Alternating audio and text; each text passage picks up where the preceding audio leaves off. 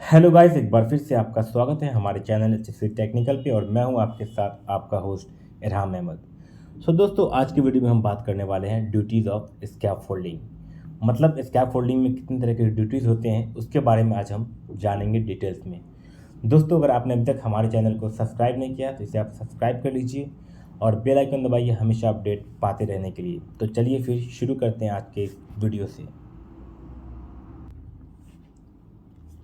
As per ओशास 29 CFR 1926-54 के according जो स्कैप folding rated capacity होती है वो 3 तरह की होती है।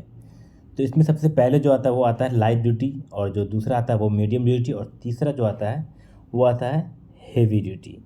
तो ये 3 तरह की ड्यूटीज़ हैं जिनको आज हम इस वीडियो में कवर करने वाले हैं एज पर ओशास। तो जैसा कि आप लोग यहाँ पे देख सकते हैं, जो सबसे पहला पॉइंट हमारा है वो है मटेरियल स्पेसिफिकेशंस। मतलब कि मटेरियल स्पेसिफिकेशंस जो है वो सबसे ज़रूरी चीज़ है। अगर आपका मटेरियल अगर स्पेसिफिकेशन नहीं हो, अगर सही रूप से नहीं लगा हो स्कैप फोल्ड में, तो क्या होगा कि आपका स्कैप फोल्ड जो है वो फेलियर भी हो सकता है। So material specification is a very important for scaffold. अगर मटेरियल स्पेसिफिकेशन ना हो तो आपका स्कैप फोल्डिंग जो है वो फेलियर भी हो सकता है। तो उससे पहले हम जानेंगे कपलर एंड ट्यूबलिंग स्कैप फोल्डिंग के बारे में कि लोड जो है वो किस तरह से डिवाइड होता है और क्या इसके स्टैंडर्ड हैं, इसके बारे में जानेंगे। तो चलिए उससे पहले हम जानेंगे स्कैप फोल्डिंग, कपलर एंड ट्यूबलिंग के बारे में। तो यहाँ पे जैसा कि आप देख सकते हैं, जो स्कैप फोल्डिंग पाइप है, जो पाइप्स होती हैं, अगर ट्यूबलर पाइप है तो उसका जो पाइप होता है वो होता है 40 NB का। मतलब NB का मतलब यहाँ पे होता है नॉमिनल बोर। तो जो उसका वो 40 NB होगा, और जो डायामीटर जो होता है, जो आउटर डायामीटर स्कैप फोल्डिंग पाइप जो होता है वो होता है 40 mm। और जो उसका थिकनेस जो होता है स्कैप फोल्डिंग पाइप का वो होता है आपको 4 mm। और मतलब इस तरह का अगर स्कैप फोल्डिंग, अगर इस तरह का अगर आपका स्कैप फोल्डिंग अगर पाइप है तो तभी तभी जाके जो आपका वहाँ से जो है ड्यूटीज जो है वो कैटेगराइज होता है एज़ पर ओशास 29 CFR के अकॉर्डिंग। और जो उसका मैक्सिमम लेंथ होता है वो होता है आपको 3 मीटर। जो आपका स्कैप फोल्डिंग का पाइप है उसका जो 3 मीटर मतलब उसका लेंथ होता है। और एक चीज़ हमेशा आपको जानकारी रखना है, जो जो ये चीज़ है रिमेंबर, कि आपको हेवी ड्यूटी के लिए जो आपको वो 50 mm डायमीटर का स्कैप फोल्ड आपको यूज़ करना है। 50 mm डायमीटर का पाइप जो वो आपको यूज़ करना है हेवी ड्यूटी स्कैप फोल्डिंग के लिए। तो इसके बारे में मैं आपको बताऊंगा, मतलब आगे जिस तरह से हम बात करेंगे तो वहाँ पे आप देख सकते हैं कि 50 mm का हमें कहाँ पे यूज़ करना है और यहाँ पे 40 mm का कहाँ पे यूज़ करना है।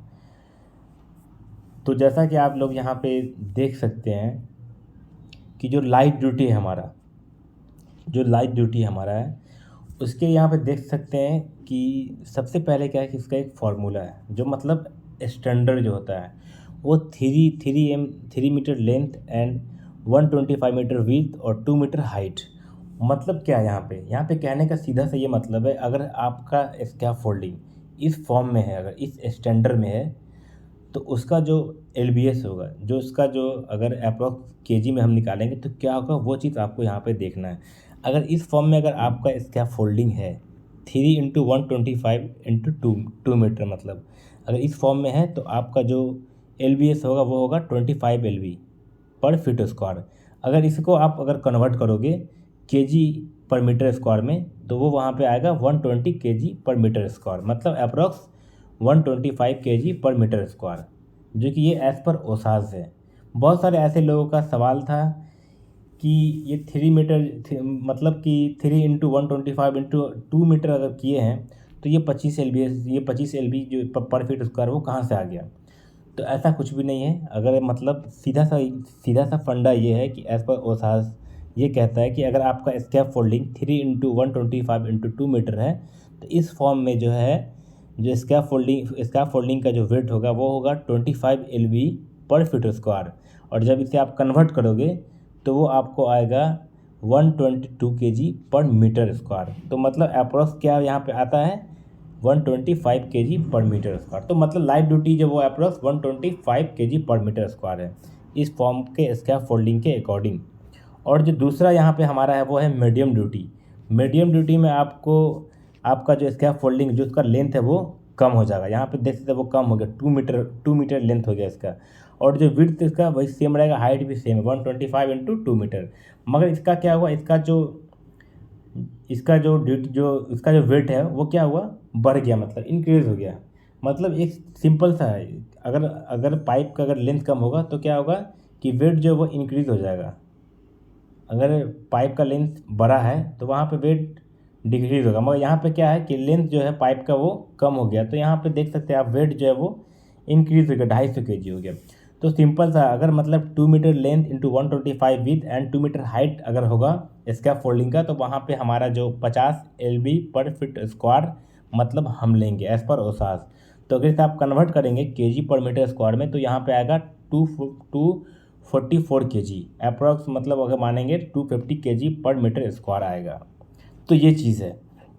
तो मगर ये चीज़ जो है ये आपको किस लिए है, ये 40 mm पाइप का है, 40 mm पाइप का ही आप यूज़ करेंगे तो उसके लिए है।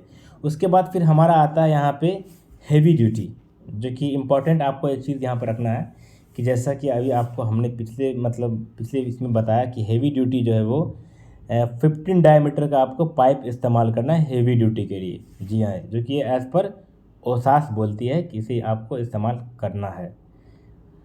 तो यहाँ पे हम लोग क्या करेंगे, 50 मीटर का जो पाइप है वो यूज़ करेंगे।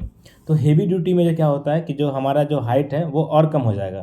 पहले क्या था 3 मीटर, उसके बाद 2 मीटर, उसके बाद हेवी ड्यूटी के लिए जो यहाँ पर लेंथ इसका 1.5 मीटर, और जो इसका विड्थ है वो सेम रहेगा 125, एंड जो इसका हाइट है वो रहेगा 2 मीटर। मतलब कि जो विड्थ है 1.25 एंड 2 मीटर।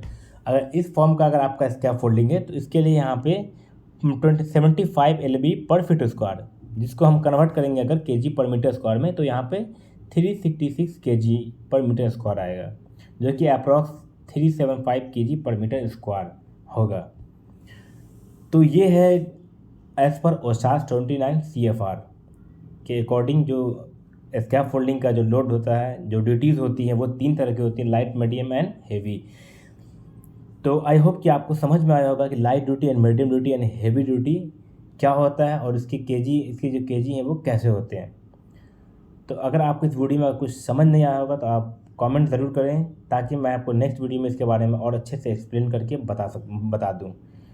और फिर से अगली वीडियो में हम बात करेंगे light duty, medium duty, heavy duty के बारे में, जो इनका जो वेट है वो कहाँ पर जाके इंक्रीज़ होगा और कहाँ पर जाकर डिक्रीज़ होगा। तो आशा करता हूँ आज की वीडियो में आपको समझ आया होगा स्कैफोल्डिंग ड्यूटीज़ के बारे में। So thank you so much. अगर आपने अभी तक हमारे चैनल को सब्सक्राइब नहीं किया तो आप सब्सक्राइब कर लीजिए। Thank you so much.